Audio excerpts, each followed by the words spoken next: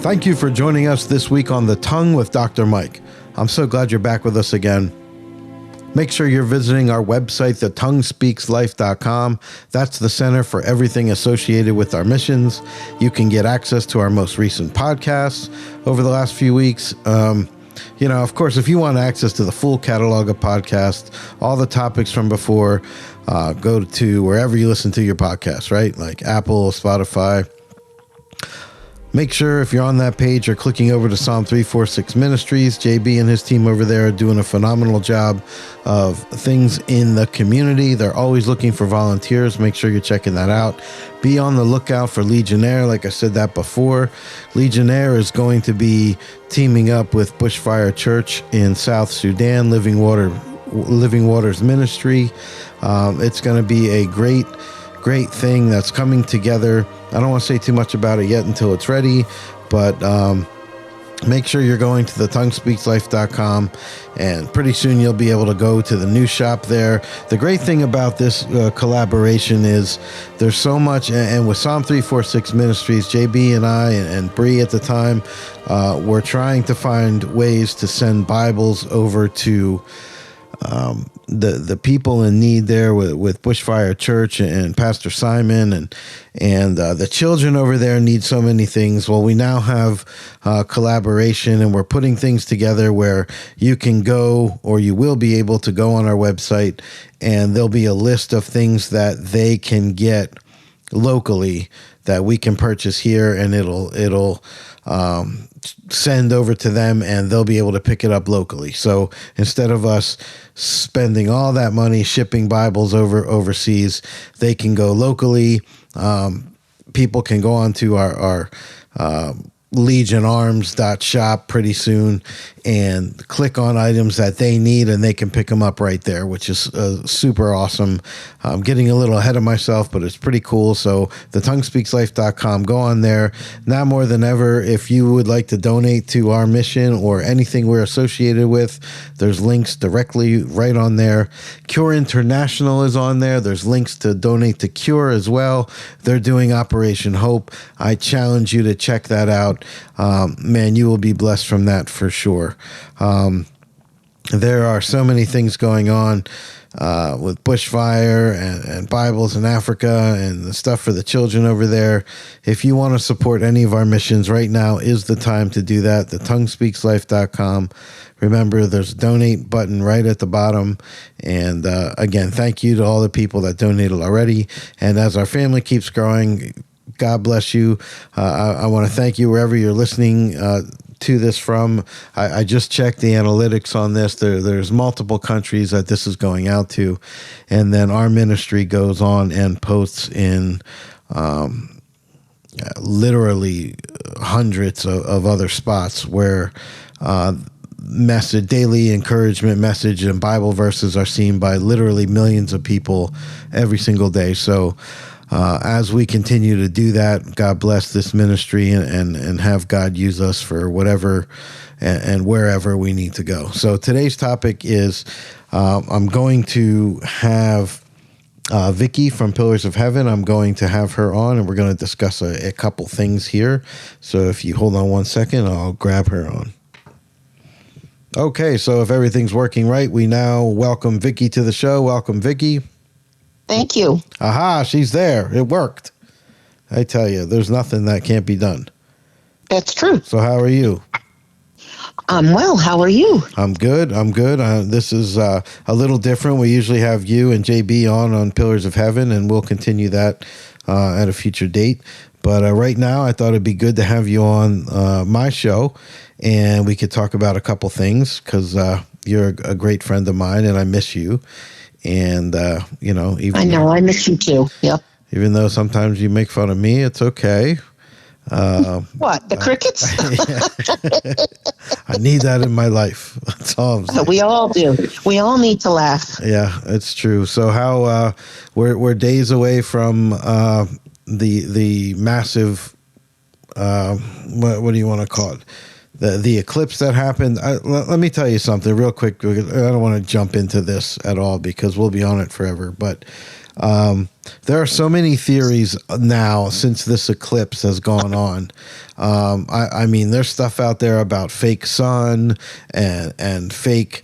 Man, there's so much going on. You know, this just seems like after this pandemic hit, it's like the world just went absolutely out of control, nuts. And you're hearing things that you've never heard before, and things that you've never thought of before. It's just crazy. It's just crazy to me.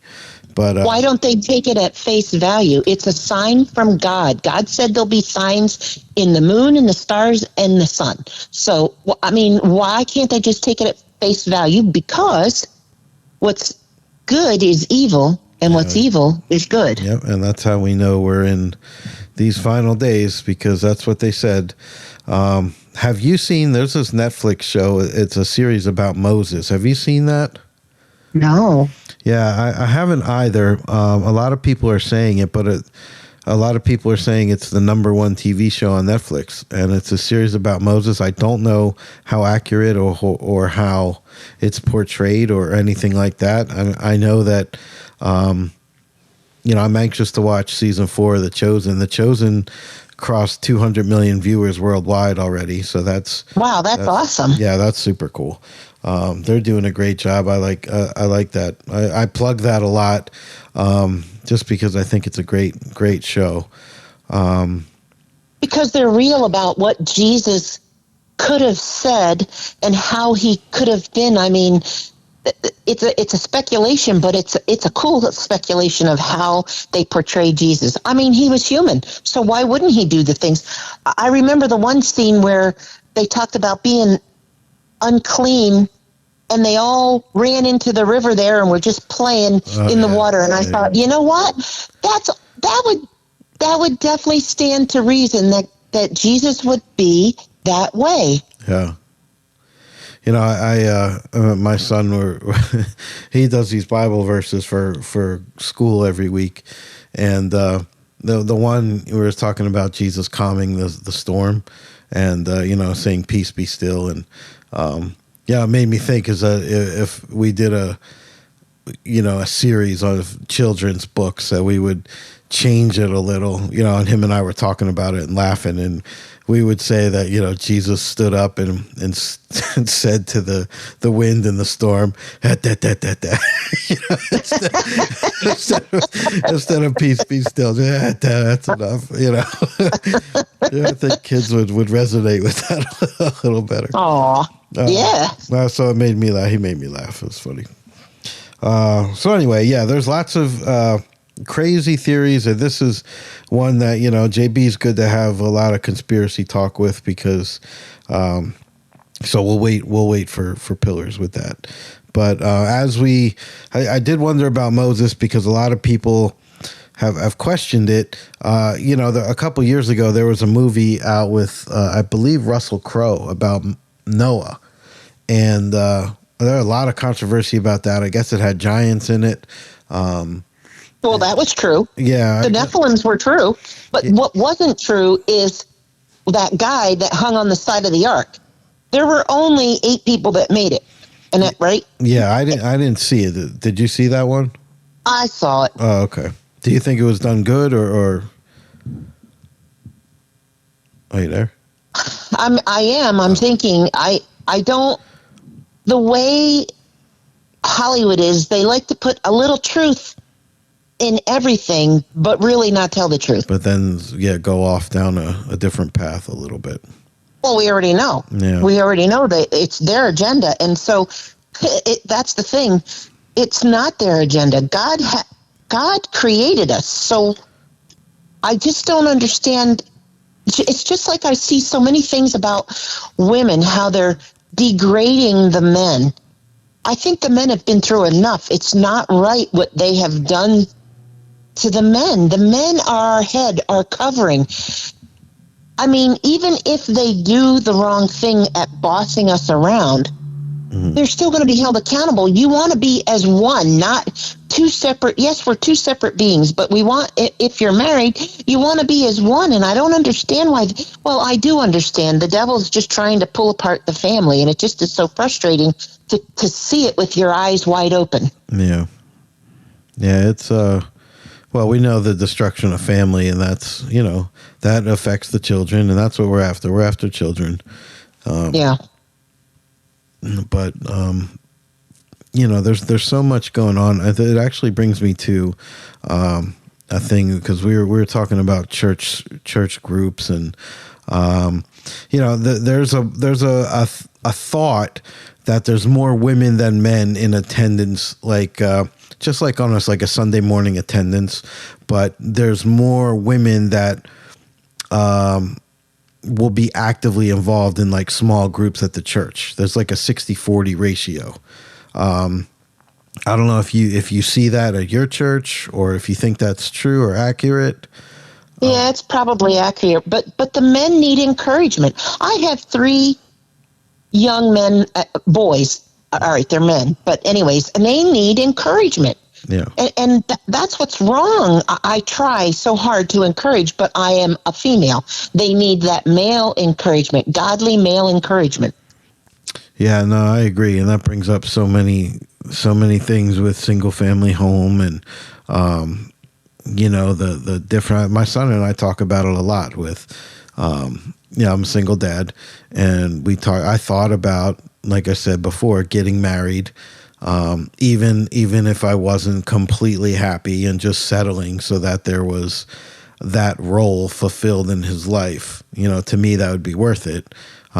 Even if I was miserable for the rest of my life, or just not like with somebody that I would, totally see myself with, but to do it for his sake, just for somebody that is a good Christian woman to fulfill that role in his life as a mother.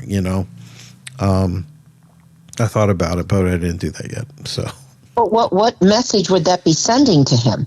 Well, I mean, he would see a good successful marriage, even if it's, I'm not one of these guys that has a high school sweetheart, or ran out and married his first love. You know what I mean? It's not that kind of story, or it's, I met the woman of my dreams and I can't wait to settle down and today you got to make sure that woman ain't a guy. Well, that's what I mean. So, but because of that, I mean, that has taken away from my son's view. Now he's almost 10, of what a healthy family looks like, So, the questions I have to answer with, about his mother, and yeah, but you can keep encouraging him, because there are people that have a good, healthy relationship, and one of them passes away. Yeah. And so then there's still that void that's there, but God fulfills our fatherly role, but also our husband or our wife. So to me, that's how I would approach it. Yeah, that's actually a good way to think about it. There's, Yeah, well, that brings up another topic where there's been an ongoing discussion on the types of men that Christian women should go after, and the types that they should never go after. And one of the top 10 on there is obviously unbeliever. Because marriage is enough. It's hard enough at times without that deep spiritual connection that you don't have. I mean, we're told to be unevenly yoked. I know. Right. So, those vastly different spiritual beliefs. There's an argument to say that, if you do marry that unbeliever, that you're holding on to that belief that you're going to turn them around, or they're going to change their ways, and that could happen, but it also could not happen. So people are encouraged, the young Christian women, or all Christian women are encouraged to, number one, stay away from the unbeliever if you're thinking about marriage. And then number two, if there's some form of abuse experienced, in the dating, that's just going to turn into a much bigger problem. Whether it's physical or verbal or emotional, it's not worth you to attach yourself to somebody who desperately needs help and freedom from themselves. Does that make sense? Oh, yeah, absolutely. But sometimes love is blind and we don't look at all the red flags that we should be looking at. Right. I think everybody's so... Okay, I saw... Did you ever hear of Jeff Allen? He's a comedian. Yeah. Mm-hmm. Oh, okay, so he was talking to a church, and he was saying that there's a hole inside of us that needs to be filled. And what we fill it with is very important. God should fill that hole. But most of us try to look for a mate or success or things like that instead of filling it with God and His love. Now, at my age, I finally realize that and understand that. And I think the kids today are trying to fill a void that they're not getting at home or what they think they need to get because of all that is around them telling them, oh, you need a boyfriend, you need a girlfriend. And they're so young and they don't even know that that void that they're looking for that needs to be filled is the Father Himself. Yeah, it's a good point. I've listened to him before. And they try to fill that void with, some people it's alcohol or drugs or relationship. But there is only one thing that fills that void, and that's God. And unfortunately, a lot of people don't realize that until it's way too late. Perfect example of that. Well, me too, so. Just saying. So listen to us, what we say. Oh yeah. It's and that's another thing with, one of the other categories on that list was addicts, addiction to drugs or alcohol or pornography or anything that leads you to destruction, so women are encouraged again to stay away from that and don't be fooled by he'll give quickly up everything for you without, seeking accountability or professional help. So it's not you're not the one that sets them free, and your role is not to change them. Only God can change them. And I know my mother at one point, there was a period of my life where I was only attracted to people with very serious issues, or not attracted to, but I just was drawn to them because I always felt like I could help them or I could be their overcoming aid to them. And my mother was like, you're not their savior, you can't do that. And that takes a lot to understand, because you obviously you want to try and help and do the best that you can for them, but there comes a point where all of your abilities end, and all your the things you can do and offer and aid all limit, and only God can fix that. You're right, but it's hard for us to understand. That's why He's got to be a big part of our lives, and we got to accept Him. He only is doing it because He loves us. Yeah. Sometimes it's hard to understand that. What about this one? Number 4 on the list was narcissist, right? So God. If your boyfriend cares more about what they look like in the mirror on any given day or than what you do, or they can't get enough of their greatness, there could be trouble ahead. You think? No matter how handsome or talented or charming they may be, marriage is built on that togetherness. And of course, if it's one-sided, there's going to be struggle, no matter what. Yeah.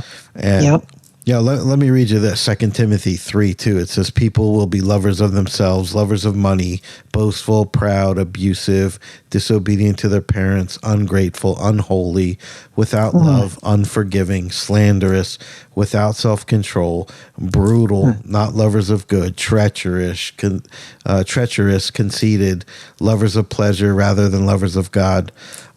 Man, what a list, How accurate in this time and of the age. Yeah. Oh, man. And it's, a lot of I see on this list here too is the controller is number 5, and it's, I think I might have been that disguised as I'm only trying to help. You know what I mean? Where there's and maybe it's a deep need of control. I don't know. It's not that like I strive to make every decision or determine what people should do or who they should see or what they shouldn't do. But I think there could be a fine line between that role controller, because it's a suffocating thing. I grew up in a household where my father was very controlling. And of course, then I married the first husband. He was the same as my father, which I didn't intend for it to be that way, but I think subconsciously that's what happens. That's what you know. It's a familiar spirit. Yeah. And that's so sad. Well, I mean, did they, your first husband, was he always trying to do things? Did he say it was for your good or for your benefit, or he's trying to fix you in some way? He didn't speak that, but definitely he showed that. Yeah. Oh, wow. And he was the right one. He knew everything. I don't understand that. Yeah. I don't know everything.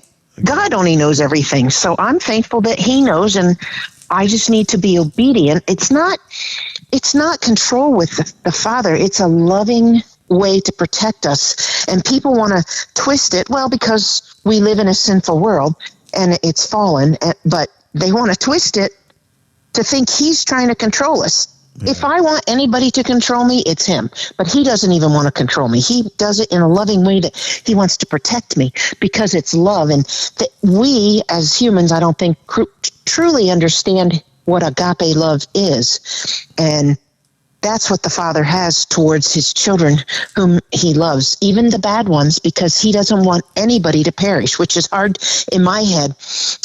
It's hard to pray for them, but I do. I pray for them because I want to be obedient to the Father. Now, meaning it is another thing where I have to work on that. Well, I'm just saying.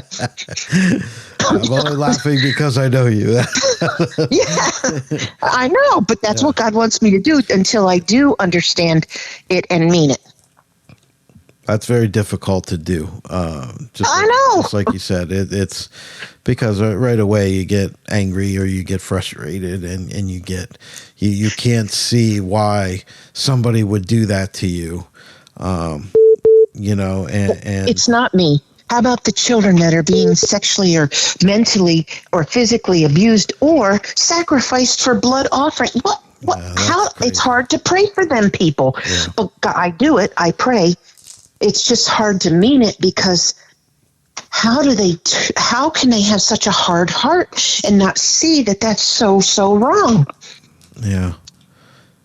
That's what I'm talking about when I say that, is it's hard for me, even though I pray for them, it's hard to mean it because how can they do that to little kids who are innocent? Yeah, you can't understand it. It doesn't make sense. No. Yeah. My head can't wrap around that. No. Yeah. Yeah, there was a couple. I'm trying to think of the movie that dealt with something like that. It's like a serial killer or something like that, and it dealt with what they had gone through as a child that made them be the way they were. I forget it at the top of my head, but yeah, it's very interesting to see. Not that it gave them an excuse, but it was, you got into the mind of what happened to them at a younger age and why they felt the way they did as an adult and how that led to certain actions. And it was very disturbing. But again, I go back to the shack about that too. Yeah. He showed the same thing about his father. Yeah. Why he treated him like that, because his grandfather would beat the son. Right. And that's why the son beat his son. I was like, wow. That's that cycle. What a great movie that was, huh? Oh. I tell you. I use it, I reference it a lot because I watched it so many times and I took notes on it because it was important what they were saying to make me understand the truth. Yeah. Yeah, that's a good one. We talked about that a lot on the show, and even with Bree Jones, she never saw it, and I made her watch it, and then she, like, weeks went by, and I knew she didn't watch it, and then I got a text that she was mad at me because she didn't know that she needed tissues when she saw the movie. So she got really emotional, and she's like, "Why didn't you tell me?" I said, "Oh, you know." But she's doing great, and yeah, that movie. That's awesome. That movie is great, and if you've never seen that movie, go see The Shack.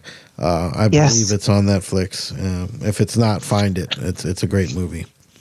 Well, some of us don't have that kind of luxury because I don't care. I got Air Channel's antenna, but I have the DVD, so I can watch it anytime I want. Oh yeah, there you go. Or get the DVD. There you go. Yep. What about this? The angry, hot-tempered person. What about that? I can attest that I would have been like that myself. My sons are like that at times. It's hard. I think because they're hurting inside. I know me. I can only speak for me. Sometimes I'm so hurt inside that I want to take it out on somebody else. Yeah. That's terrible. So I suggested to my kids, and for myself, when I was a kid, we had one of them blow-up clowns that at the bottom had sand in it or water or something. Yeah. You could punch. And you punched the crap out of it. Yeah. Just saying. Yeah. It takes a lot of frustration out. But if you're in... Well, go ahead. Wouldn't that be better than taking it out on somebody else? Oh, yeah. Because if you're in a relationship with somebody who can't control their temper, and it's before you're married, and you think that it's going to change, no, it usually gets worse. And they just plow over anyone in their pathway with harsh words or rants or. It's important if you're dating somebody, you take that time in different scenarios to see how they respond, like especially when pressure is applied, like how they act in a sporting event or in traffic, or when a waiter gets their order messed up, or pressures mount at work, or when they're running late. Whatever it is there. It's funny because Proverbs 22 says, don't make friends with a hot-tempered person, and don't even associate it with anyone easily angered. The Bible's very clear about, being slow to anger. It's very difficult to do.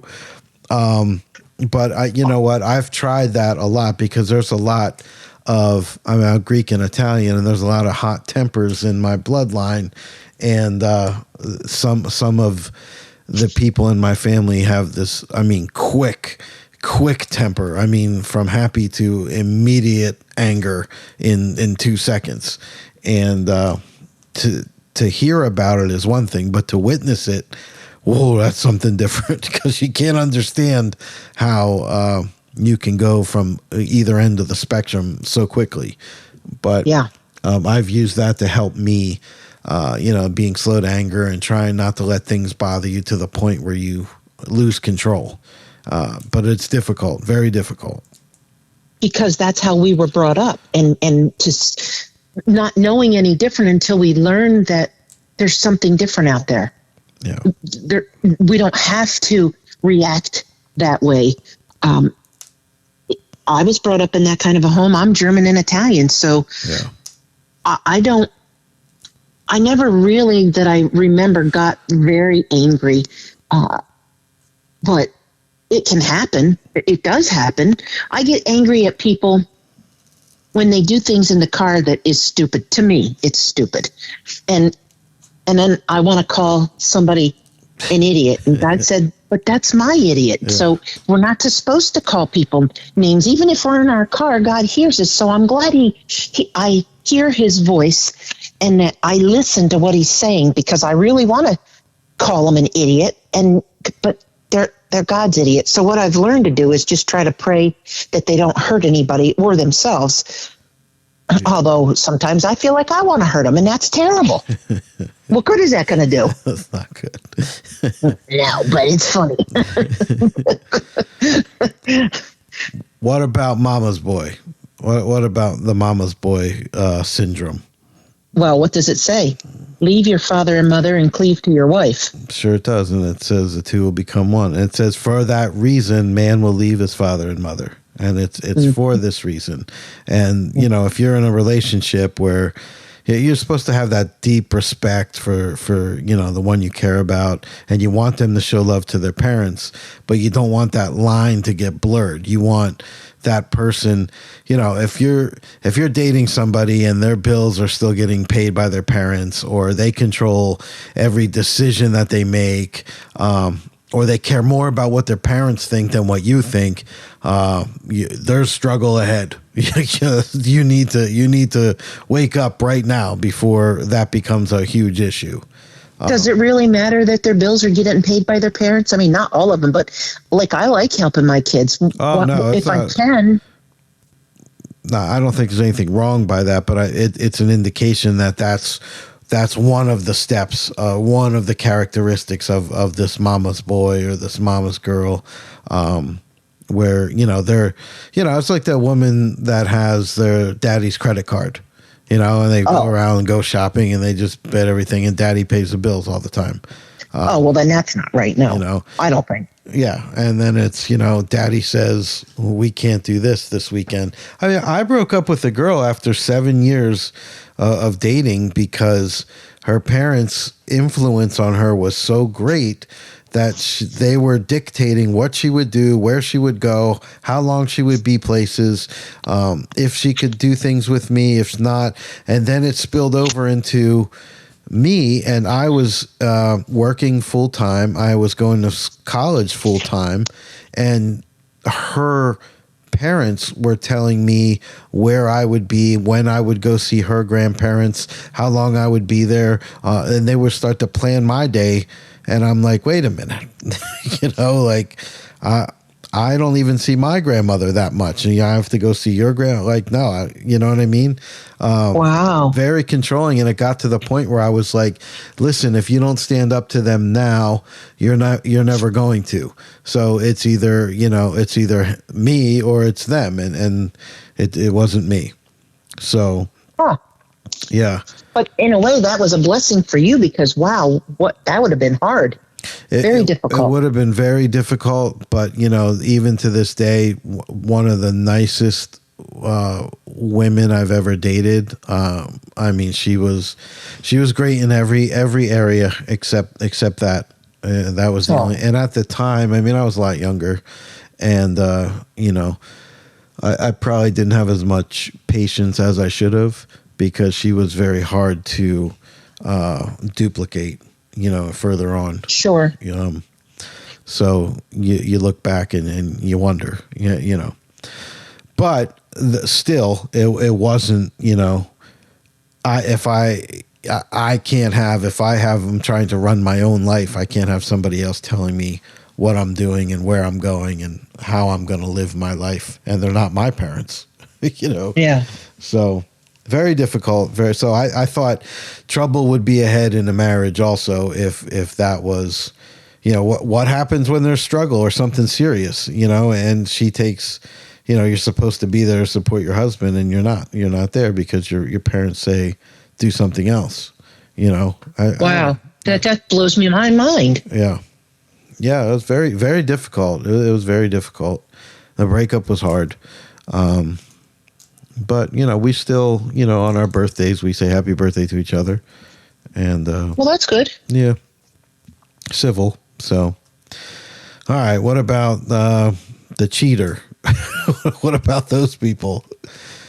How about those? It's hard because you take that personally, because that's something intimate. Oh, yeah. And so that's hard to, I mean, that definitely would have to be a God thing to get you through that if you wanted to continue with that person to be with. Yeah. What about the one that is, you know, always flirting with the best friend or the person, like the waitress or the waiter at a diner or a restaurant? What about that? There's the door. Yeah. Don't let it hit you. A lot of people, you know, some people aren't bothered by that, but it really bothers a lot of people. Like it would bother me big time. You have to I don't know if I flirt, but I don't mean to be like, I don't want to be offensive. I am my love language is touch. Yeah. And so, I mean, even with the boys, when I was teaching them or my kids, when I would always touch their arm or their elbow, grab their hand so that they would pay attention to me, that I had their attention when I had a hold of their hand or their arm. That's just who I am. So I don't know if people would consider me flirting, because I don't want to flirt with anybody. And that's to me, I have no desire to do that, but I don't want somebody else taking that out of perspective because of how I come across in a loving way. And at least my customers on the mail route realized that I was sincere. And that's why I believe that they liked me, because I wasn't phony about it. Yeah. But have you ever dated somebody that you were yes, nervous? When we went to church, and he kept looking at the people who were singing up there. I'm like, really? Sorry, I don't mean to laugh. It's just, well, it is funny now, because I was. Yeah, it's okay. Yeah, it's okay, because I've learned something from it. Yeah, well, me too. A lot of the heartache and the pain or the mistakes are all lessons that you put in your cap, and you see those red flags and other things, and you're like, okay, I have no time for that. I'm not going to put up with that again. For me, it took a long, long time, but now I see the truth, and God has allowed some men to come in my life, and I'm like, oh no, look at this, look at that. Nope. Yeah. And I'm like, wow, if only I could have seen that before, I would have saved myself a lot of heartache. Yeah. Oh yeah. But I had to learn, so I learned the hard way, but that's okay, because that's how I learned. That's how I learned too. That's sometimes that's the best teacher, learning the hard way. Yes, I agree. Because then you get it. Yeah. It's a wound. It leaves a mark. Exactly, so you remember. You remember. Yeah. Yeah. Yep. When they say that stove is hot, and you're like, you touch it, and then you get burned, and then you remember. Yep. Yeah. Here's a big one. What about the liar? What about that one? Every marriage built on trust, right? And without that foundation, you're in trouble from the start. So what about these people that do these little white lies, right? And I guess I look at things now differently because I am older. Okay. So why are they doing these things? Why are they looking at somebody else instead of looking at you, who is right in front of them? There's got to be an insecurity with them that they have some sort of deep-rooted issue because of why they're doing these things. I mean, I don't think people just do them to do them. Today, I don't know. But for the most part, there's something deep-rooted inside of there that's causing them to do these things because they're insecure. That's the only thing I can figure. Well, I used to look at it as a slight to me also. Like, okay, well, you're not happy with me, obviously, because you're still checking what's out there. Maybe the grass is greener over there.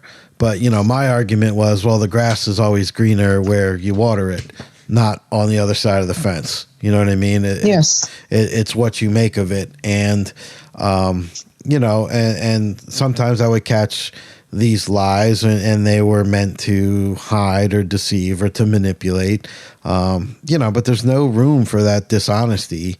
And, if I leave the room, should I have to worry about how you act while I'm not there? You know what I mean? If you have to worry about it, you need to move on, because that's such a stress, and there's no reason for that stress. That's a huge stress. That's a huge stress. And it's one of those that once you've been burned, I've been burned on that a couple times, and it's now you can't really help but be gun shy about it, and you don't want to bring it to the next relationship, but you can't help it because that's what you've been through it, and you're like, okay, at some point everybody does this, or at some point they're going to look for this, because that's what you're used to. And Right. it doesn't, that takes a lot to unravel and to let your guard down again, because once your guard, once that's down again and something happens, then it's a real deep, deep wound. Some people don't recover from that at all.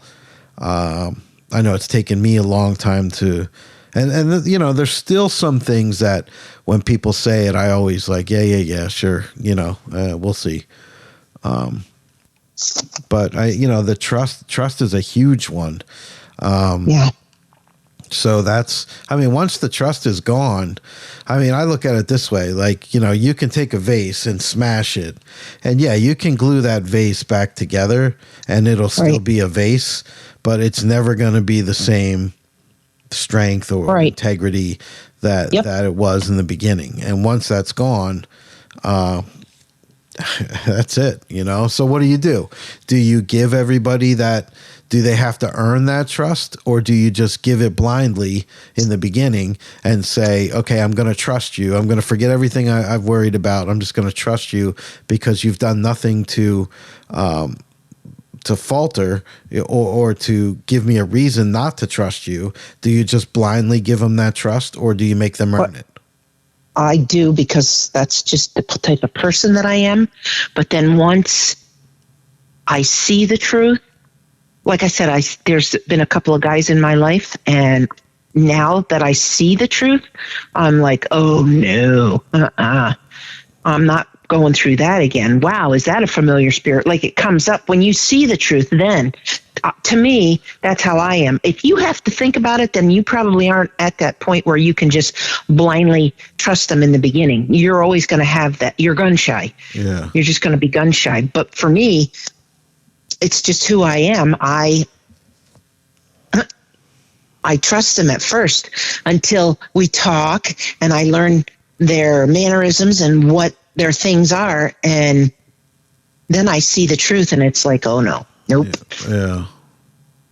I have a friend of mine now that is going through this with somebody, and sadly, it's they go to church with me. I know both of them, and I met him through her because I've known her for a long time, and she says that he is. Same thing as she always wonders if he's cheating on her, and then not cheating, but talking to other people. And, she's telling me that she's trying to give him this trust, but she's already caught him in so many, by showing up somewhere where he says he'll be somewhere and he's not, or he's somewhere where he shouldn't be. And it's just, it just shows me that it doesn't really matter who you are, or where people, these people are everywhere. You really have to just you really have to be guarded at some point. I'm not at the point where you are, just can, like, when I meet somebody and we start to date, I just can't, or for whatever reason, I just can't say, okay, I 1000% trust you right now. Yeah, but that's okay. What's wrong with that? I don't know. That doesn't, it makes it, there's nothing wrong with it, because that's who you are. Yeah. You don't want to change you. It's probably better that your guard is up. For me, it's who I am. I can't change. People have always been jealous of me because I'm a happy person. How can I change that? It's who I am. Yeah. I'm thankful. I'm very thankful. Even when I would go to work, they're like, what's wrong with you? Yeah. What do you mean? Because you're coming in here smiling in this place. I'm thankful. Yeah. I'm happy. I'm okay. Certainly I get sad and things happen, but that's just who I am. And God made you who you are. Don't discount that. I don't think you should discount that at all. Good points. I'm making notes here. That's okay, because that's who we. Yeah, but that's why we feed off of our Father, and we are the branches that lean. We're helping one another. I have big trees out here. They got big tree trunks, and then there's branches that go all over the place, but they're all feeding off that one big trunk. I also have these people that I've dated people in the past where they would get offended at, well, what do you mean you don't trust me 100%? And I'm like, I can't explain it. I just don't blindly trust you until you prove that to me, because I've been scarred and I've been, damaged that way. I can't just, take everything. So in the beginning, it might cause problems because they'll say something and I'll have to check, you know what I mean? Or they're going to be somewhere and I'll, it does drive you crazy. It's a torture, really, to wonder what's going on and if they're really doing what they say. So I don't really know. First of all, I think it would be a red flag if they said, "Oh, you don't trust me fully." I would say, because I've been hurt, and why are you offended by that? Yeah, I don't understand that part, but because something doesn't seem right there. Yeah. No, something to me. I would say, you know what? You're right. You're right. We need trust is earned, and I need to prove to you that I would be loyal and faithful, and I wouldn't get offended about that. Yeah. That's too bad that they. People, yeah. I mean, I try to see it from their point. Like I get it from their side. It's like, I haven't done this to you in the past. I'm not the one that's done that to you. So why would you, have any reservation on me? I'm not the one that did that. And I get it. I understand. My response would be, next, move along. Well, that's what happened.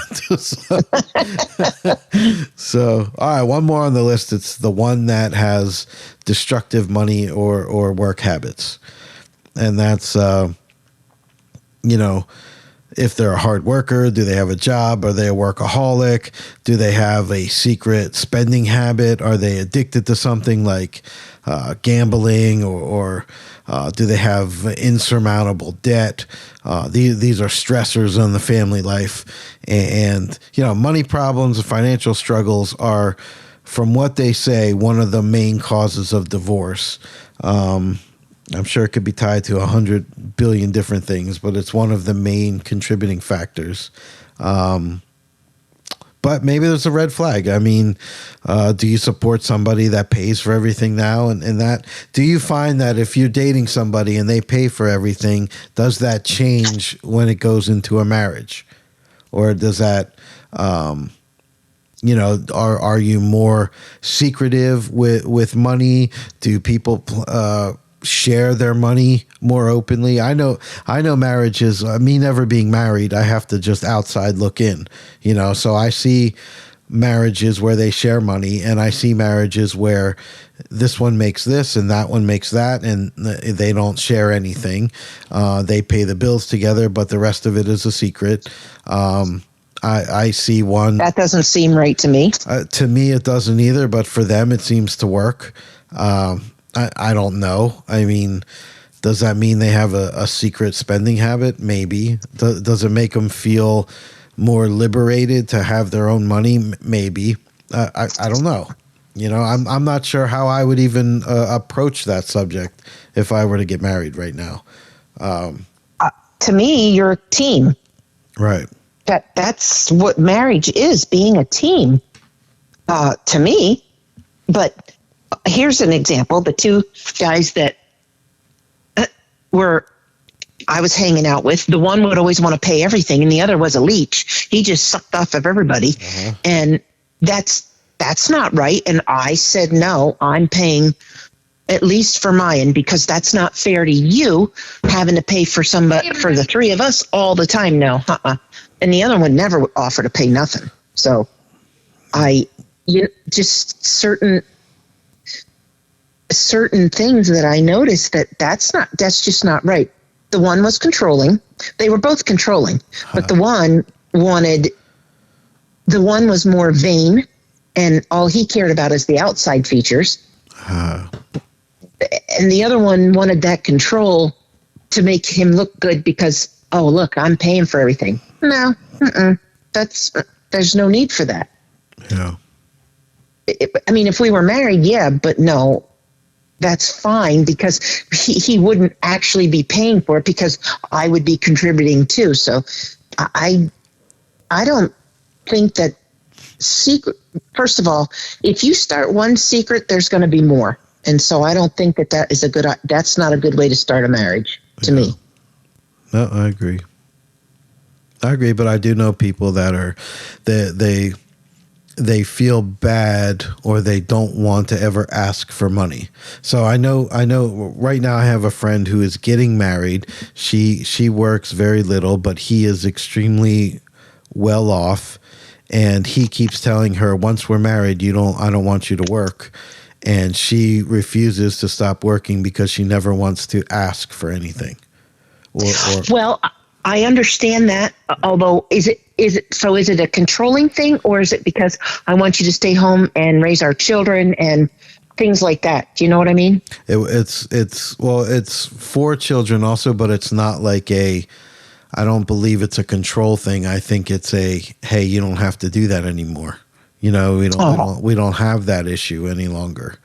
And so she's afraid that way. Oh, she's just her whole life just taking care of herself, and right.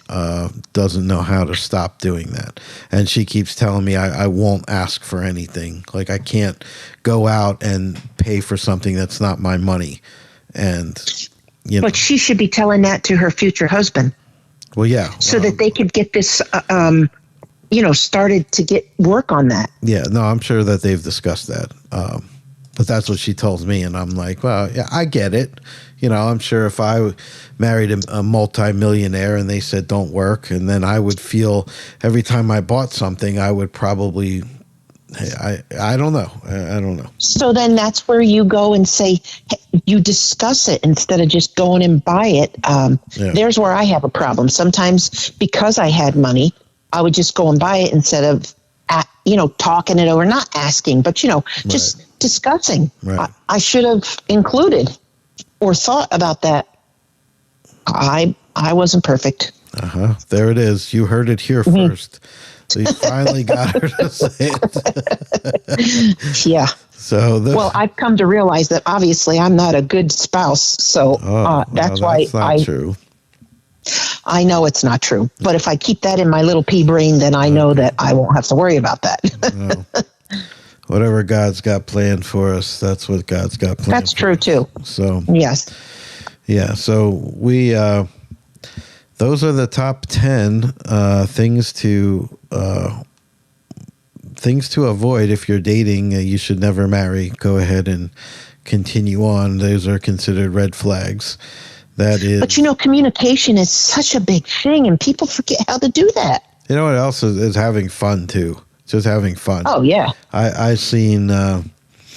Me and my son were watching some stuff the other day, and we were laughing. And it's a husband and his wife that are just making fun out of normal, everyday, mundane things to do. Yep. And it just looks like fun. They're having fun with it. So I assume that's extremely important as well. It is, because we've forgotten how to do that, because all they do push us to first. This is how they teach us to get the kids into daycare. Then you send them to school. So what are they teaching us right from the beginning? That we need to work, never have fun, never do anything, just obey the government. Yeah, but that's not right. Yeah. Even God laughs and has fun, I'm sure. He must have. Why'd he make ticks? Yeah. Seriously. There's a conspiracy about that too. No, really? Yeah. There's a conspiracy that Hitler designed ticks to invade and to give disease, like a bioweapon. What? I didn't even know, brother. Oh, yeah. You name it, there's a conspiracy out there for it. Oh, I did not know that. Yeah, it was one of the fallouts of World War II and his bio warfare. All right, tell me about cockroaches. I don't know about that one. You're on your own with that. I'm just saying, them things down in North Carolina are huge, man. I hurt my hand trying to kill one of them things. Yeah, they're disgusting. Yeah. But I'm sure there's a reason for all of it. Of course. But I don't know. Anyway, so those are the types of men and women that you should never marry, according to us. So there we have it. So there you have it. Yep. Yeah. So there's a list here of reasons why men tend to hate fellowship in church small groups more than women. It was interesting. I read a little bit of it. Maybe we'll dive into that a little bit next time. I think women overall just feel more comfortable in that setting, in that surrounding. Because they like the blab. Maybe. I know guys that like the blab too. Really? Yeah, huh. I know a lot. A lot of people like to be those wallflowers, which is almost impossible in a small group. But a lot of people just don't like talking in front of people or having to get to know people that they don't want to get to know. There's misconception there. There's vulnerability there. There's a lot of people want to be anonymous to people.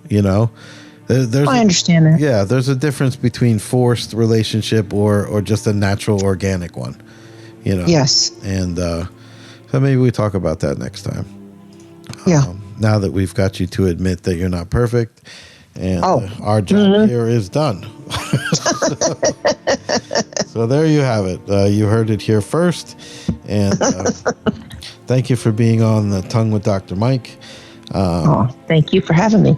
And I look forward to having you on again and our discussions with Pillars of Heaven and all the good stuff that comes with it. So in the future, off topic here, Vic, I'm working with Bushfire Church, and we're trying to develop with Legionnaire. We're trying to get, we were trying to send Bibles over there, and it was so expensive, and we're trying to work it out where the website will have what they need, and then people can go on there and purchase it, and they can pick it up locally right in Africa. That's fantastic. Yeah, I think it'll be a cool thing.